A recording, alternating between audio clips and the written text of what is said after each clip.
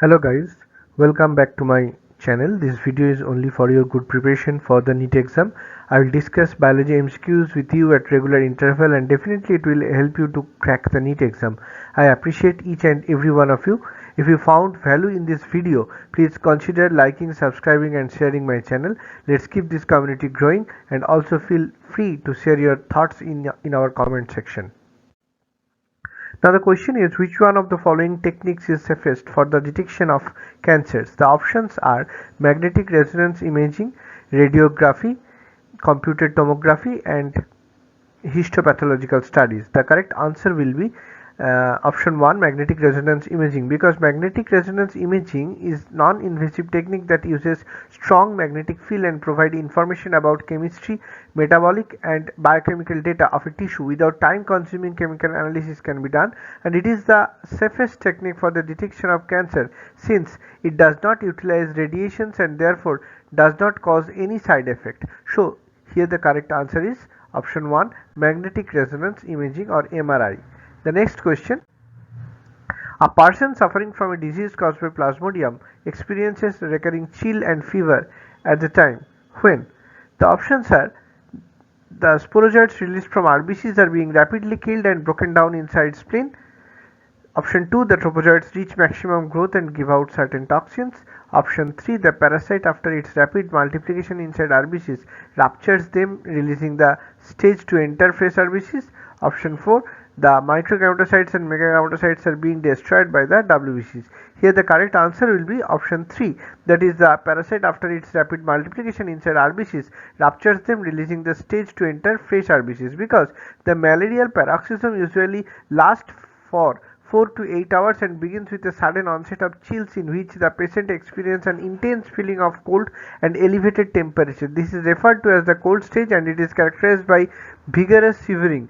It is caused by the rupture of the infected erythrocytes and the release of merozoites, which further affects the new RBC. So here the correct answer is option 3. The parasite after its rapid multiplication inside RBC ruptures them, releasing the stage to enter fresh RBCs. Next question. Which one of the following cannot be used for preparation for vaccines against plague?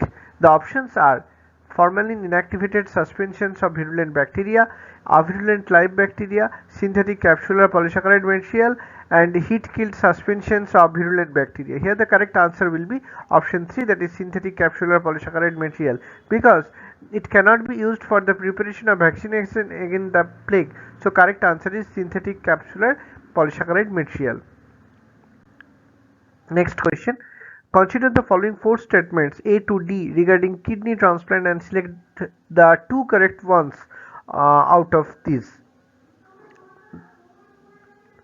The options are, even if kidney transplant is proper, the recipient may to take immunosuppressants for a long time. The cell-mediated immune response is responsible for the graft rejection. Next option, the B lymphocytes are responsible for rejection of the graft. The acceptance or rejection of a kidney transplant depends on specific interference. So here the answer will be option. Now the correct statements are 1, C and D, A and C, A and B and B and C. Here the correct answer will be option C, that is A and B, because if a kidney transplant is proper, the recipient may need to immune suppressants for a long time because there will be a graft rejection. These drugs help to prevent the recipient immune system from attacking the donor's organ. The rejection of transplanted tissue by the recipient immune system is called graft rejection. The cell-mediated immune response is responsible for graft rejection. So here the correct answer is A and B. Now we'll go for the next question. A person likely to develop tetanus is immunized by administering option 1, preformed antibodies, wide spectrum antibiotics, weakened germs, dead germs. Here the correct answer will be option 3, that is weakened germs, because tetanus toxoid is vaccine consisting of growth products of Clostridium tetani treated with formaldehyde serving as an active immunizing agent, hence a weakened germ. Here the correct answer is option 3, that is weakened germ. Thank you. Stay tuned for our next video and I would truly grateful if you enjoyed this one.